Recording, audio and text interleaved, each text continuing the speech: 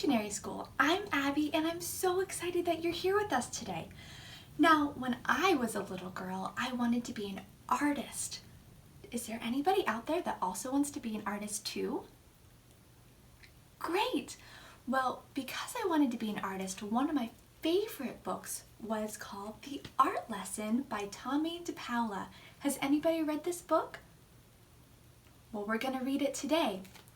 I love it. Tomie dePaola is one of my favorite artists and authors, and this is a very, very special book. Are you ready to begin? The Art Lesson by Tomie dePaola. Tomie knew he wanted to be an artist when he grew up. He drew pictures everywhere he went. It was his favorite thing to do. His friends had favorite things to do too. Jack collected all kinds of turtles. Herbie made huge cities in his sandbox. Jeannie, Tommie's best friend, could do cartwheels and stand on her head. But Tomie drew and drew and drew. His twin cousins, who were already grown up, were in art school learning to be real artists. They told him not to copy and to practice, practice, practice. So he did. Tomie put his pictures up on the walls of half of his bedroom. His mom put them up all around the house. His dad took them to the barber shop where he worked. Tom and Nana, Tommie's Irish grandfather and grandmother, had his pictures in their grocery store.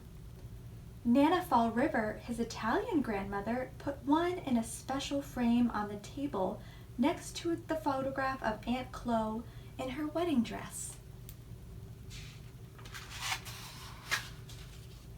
Once Tomie took a flashlight and a pencil under the covers and drew pictures on his sheets. But when his mom changed the sheets on Monday and found them, she said, "No more drawing on the sheets, Tomie."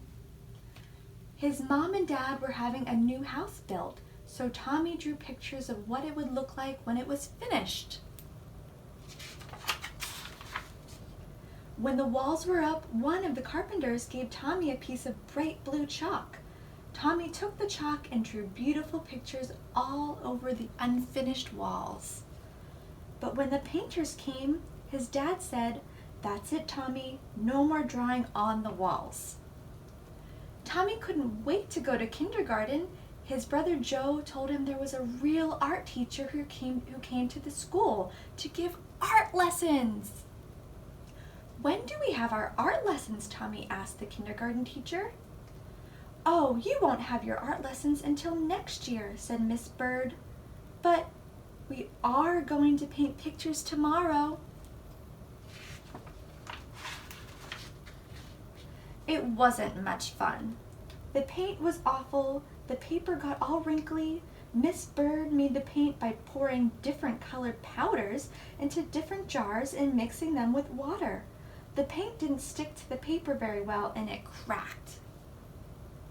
If it was windy when Tomie carried his picture home, the paint blew right off the paper. "At least you get more than one piece of paper in kindergarten," his brother Joe said. "When the art teacher comes, you only get one piece." Tomie knew that the art teacher came to the school every other Wednesday. He could tell she was an artist because she wore a blue smock over her dress, and she always carried a big box of thick colored chalks.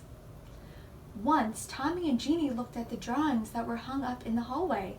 They were done by the first graders. "Your pictures are much better," Jeannie told Tomie. "Next year, when we have real art lessons, you'll be the best one." Tomie could hardly wait. He practiced all summer. Then, on his birthday, which was right after school began, his mom and dad gave him a box of 64 Crayola crayons.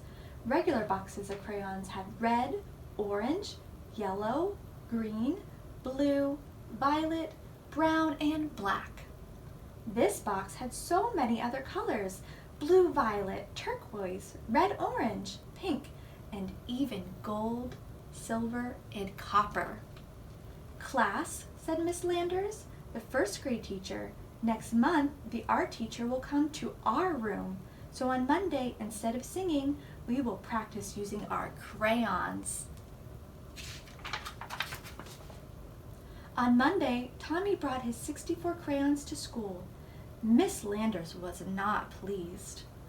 "Everyone must use the same crayons," she said. "School crayons." School crayons had only the same old 8 colors. As Miss Landers passed them out to the class, she said, "These crayons are school property, so do not break them, peel off the paper, or wear down the points."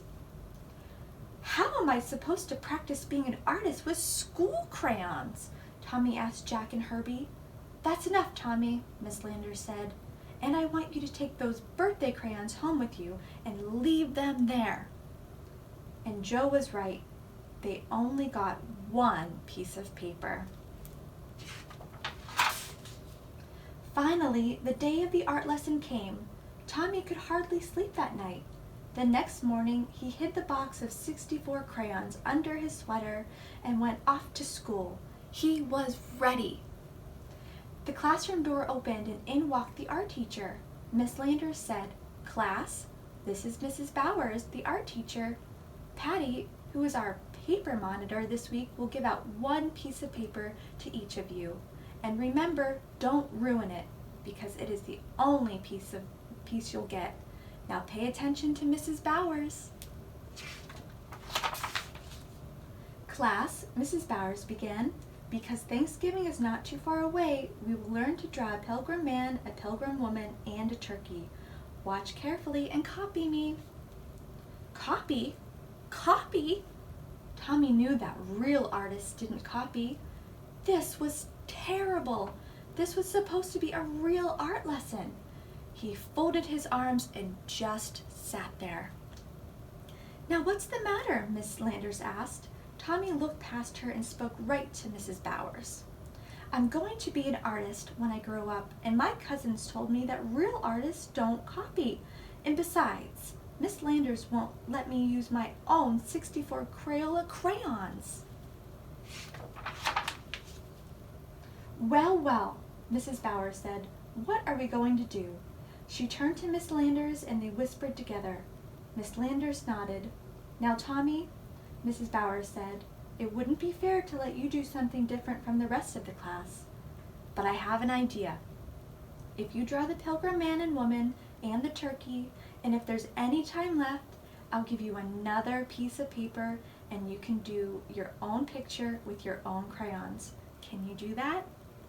"I'll try," Tomie said with a big smile.